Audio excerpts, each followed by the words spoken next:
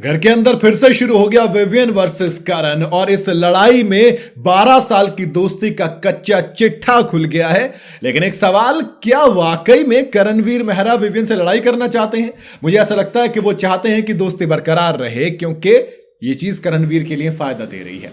भाई, big boss के अंदर रिश्तों को लेकर बड़ी ही दिलचस्प चीजें होती हैं। कभी तो ये पुराने रिश्ते दांव पे लगाकर तोड़ दिए जाते हैं गेम के आगे, तो कभी नए रिश्ते इतने मजबूत हो जाते हैं कि उनके चक्कर में दोस्त लोग ट्रॉफी तक देने के लिए तैयार हो जाते हैं। अब दिग्विजय सिंह राठी को इन रिश्तों के चलते एलिमिनेट कर दिया। ऐसे में अब बिग बॉस में एक और प्रोमो आया जिसके अंदर करणवीर मेहरा और विवियन डिसैना ये दोनों दोस्ती बढ़ाने की कोशिश कर रहे हैं या उसे दूर करने की कोशिश कर रहे हैं। मैं थोड़ा सा कंफ्यूज हूं। कहीं ना कहीं विवियन कह रहे हैं मुझे बात भी करनी है, लेकिन वो अड़ा भी रहे हैं, उनको हटा भी रहे हैं। दूसरी तरफ करणवीर मेहरा पहले तो कह रहे हैं कि भाई क्लियर कर दे, लेकिन फिर जब वो क्लियर करते नहीं, पहले बात कर मेरे से। भाई, करण विवियन से कहते हैं कि आज बात करेगा। इस पर विवियन कहते हैं जब मुझे लगेगा तब मैं बात करूंगा, कुछ जरूरी होगा तो मैं बोल दूंगा। करण कहते हैं कि देख, हम तो क्लियरिटी रखें ना कि हम कहां पे हैं, हम इसको दोस्ती नहीं मान रहे। करण की बात सुनने के बाद विवियन ने तड़ाक से जवाब देते हुए कहा कि मैं तुम्हें क्लियर कर देता हूं एक लाइन में, तुम मेरे लिए मैटर नहीं करते। करण पलटकर जवाब देते कि मैं मैटर तो बहुत करता हूं भाई, वरना नॉमिनेशन में नहीं आता। विवियन, जो लोग मैटर नहीं करते वो लोग टिकते नहीं है मेरे आगे।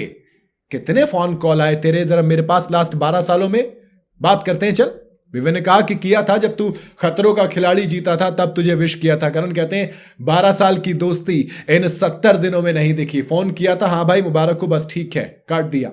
विवियन को करण की बात सही नहीं लगती, तो वो कहते हैं कि इसे रबर क्यों खींच रहा है, रबर की तरह क्यों खींच रहा है। दोनों एक दूसरे की दोस्ती को लेकर झगड़ा करते नजर आ रहे हैं। वहीं घर वाले बीच में आते हैं। ईशा आके कहती हैं कि तुमने क्लैरिटी मांगी, उन्होंने क्लैरिटी दे दी तो खत्म करो।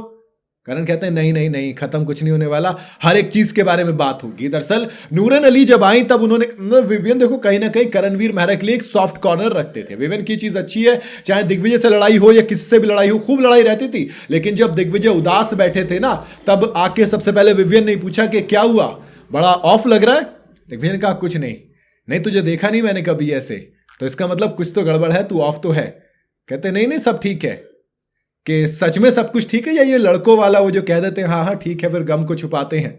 तो ये बात मुझे विवियन की बहुत ज्यादा पसंद आई थी। और प्री नूरन अली, यानी कि नूरन अली के आने से पहले पहले तक विवियन और करण चाहे कितनी भी दोस्ती दुश्मनी हो, लेकिन एक दूसरे के लिए वो सॉफ्ट कॉर्नर रखते थे। जैसे विवियन कुछ खाना बनाते तो सबसे पहले करण को खिलाते थे, करण भी उस चीज का ख्याल रखते थे, कहीं ना कहीं ये चीज रखते थे। बट अब जब से नूरन अली आई है, उन्होंने कहा कि करणवीर मेहरा तुम्हारा दोस्त नहीं है, तब से इन दोनों में भयंकर लड़ाई होती जा रही है। और अब ये लड़ाई और ज्यादा हो गई है। कहीं ना कहीं मुझे ऐसा लग रहा है कि शायद करणवीर मेहरा के दिमाग में ये भी चलेगा कि अब जब दिग्विजय नहीं है तो अपना पुराना दोस्त आना चाहिए ना, यानी कि विवियन डिसैना।